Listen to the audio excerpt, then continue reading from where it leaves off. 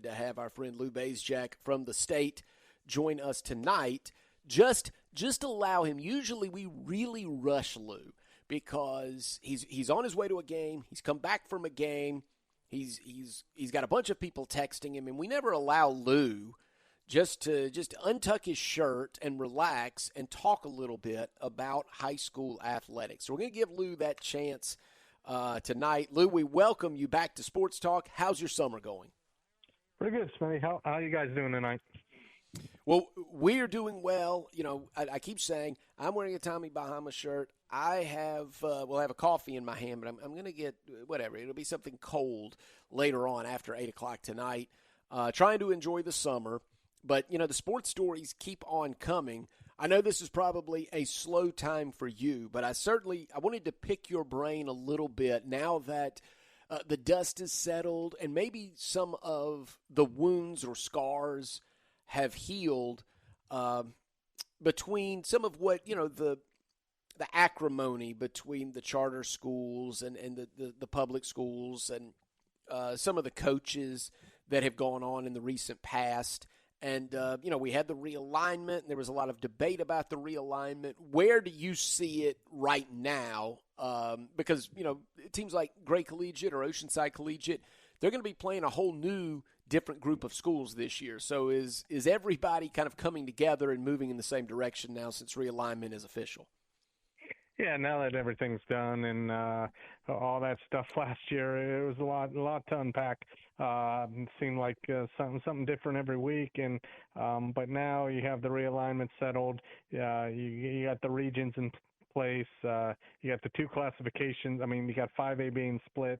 So, and everyone kind of knows their opponents, and there's no one not playing each other, stuff like that. At least in the region. I mean, schools could still not in non-region not play certain teams if they don't want to, but in the regions there's not going to be any forfeits or anything like that.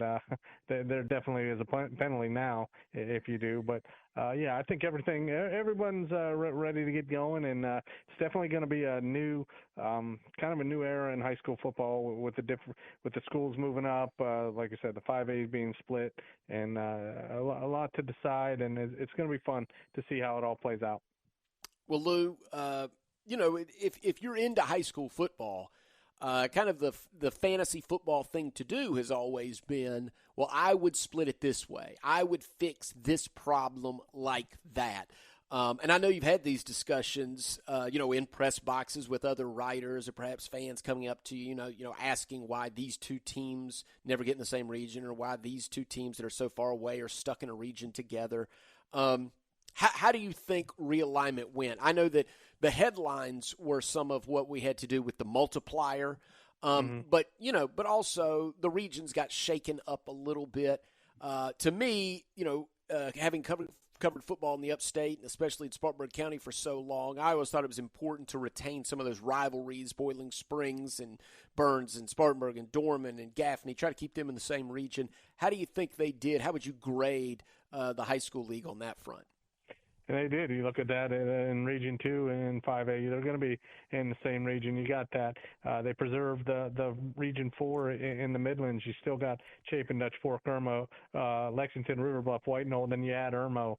Now Blythewood and Spring Valley, and now Ridgeview, Westwood, they're all in that. Lugoff, Elgin, kind of closer together.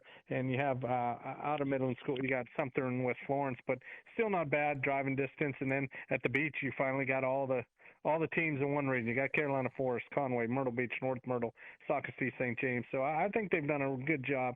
Yeah, there were some appeals based on a couple based on travel, and you had some of the private and charter schools appeal in their placement. But I think they've done a good job, and they try to do it as fair as you can. Someone's always not going to be happy. Someone's always going to have to do a little extra traveling. But I think they did a good job with dividing these regions and the classifications, and like you said, the multiplier made it a little tricky. And now with 5A being split, who's in Division 1, who's in Division 2, how's that going to look?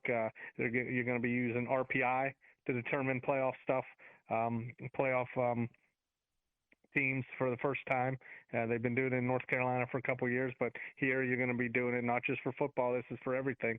So in years past, you've had the Big 16, and then you had the other classification and the 4A, but now it's going to be everyone, all sports, not just football. So I think it's going to be fun, and I think it was done pretty fair, if you ask me. And the charter schools and the private schools got moved up, most of them, and then we'll see if they continue. I think some of them are going to still continue to do well, and then we'll see what the complaint's going to be after that.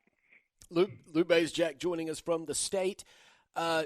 Lou, go deeper into that if you would. You said the RPI is going to be used across all sports, and it's maybe you can tell us a little bit, pull the curtain back on what's happened in North Carolina. How is that going to work? What kind of formulas are they going to use? And does that mean that the tiebreakers will all be through the RPI and not some of the convoluted point systems we've used in the past here? Yeah, it's not going to be. Yeah, basically, you got some. For the most sports, there's going to be 12 teams in Class A Division 5, upper and lower state. So you're going to have 24 teams there in Division 1 and Division 2. Top 4 seeds will receive byes, and then 48 of the 54 teams are going to make the playoffs in most sports. So you're going to get basically automatic qualifiers, top 3 teams from a 6-team region, and then top 4 from a 7-team or 8-team region. But say like you have the 6-team region, and top 3, 2 of them are Division 1, one's Division 2. So you got that a little bit to figure out. So your region champions are going to be seated first, then second, third place finishers. If you get an automatic bid, you'll be seeded. You'll be based on the RPI formula, which is being used. Basically, results of the regular season games. They're gonna have it in a formula on Max Preps, and it's going to be calculated based on winning percentage, your opponent's winning percentage.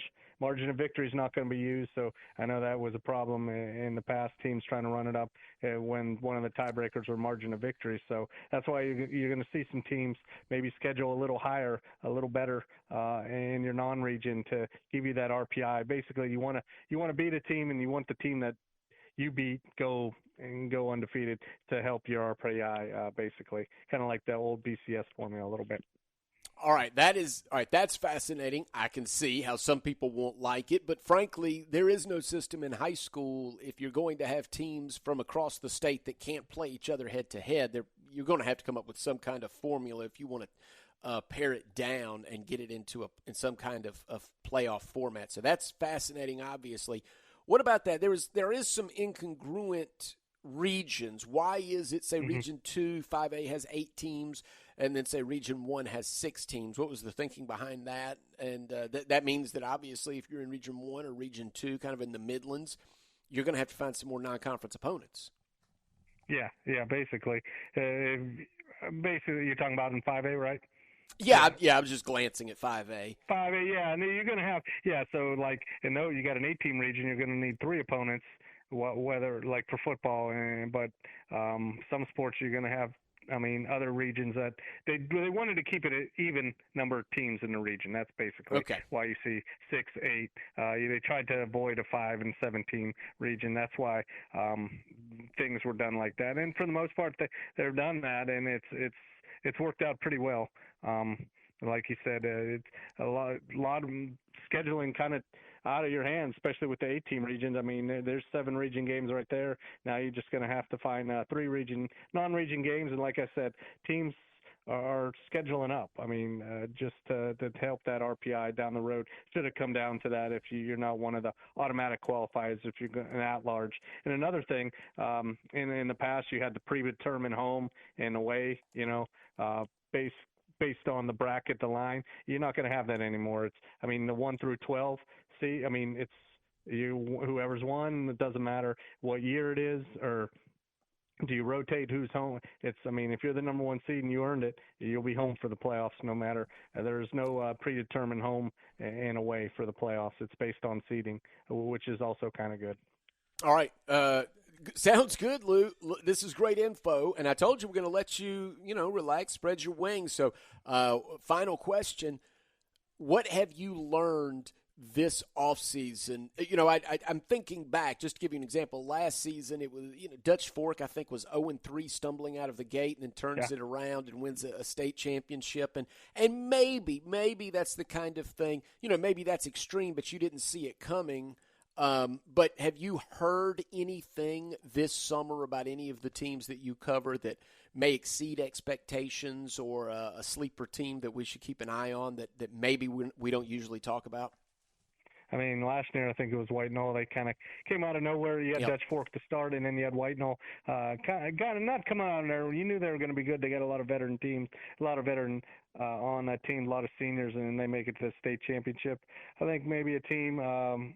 Lugoff Elgin is going to be, I think, improve with the new coaching staff there. I think AC Florida is going to bounce back. They struggled defensively at the end of the year, and I think they're going to be a team to watch. And as far as another surprise, maybe Airport, see how they do against in Coach Fiddler's second year. That region is going to be really interesting. You got the rivalries with Brooklyn KC, and then Gray Collegiate, who's close by, and then you throw in the Aiken schools and Gilbert and then throw in Midland Valley. I think it's going to be a very competitive region in most sports, especially football, and see how that all plays out. All right. Lou, go back to poolside or whatever you do in summertime, and we'll catch back up with you in August. That was brilliant, man. Appreciate it, Smitty. Thank you. All right. Lou Bezjak from the state.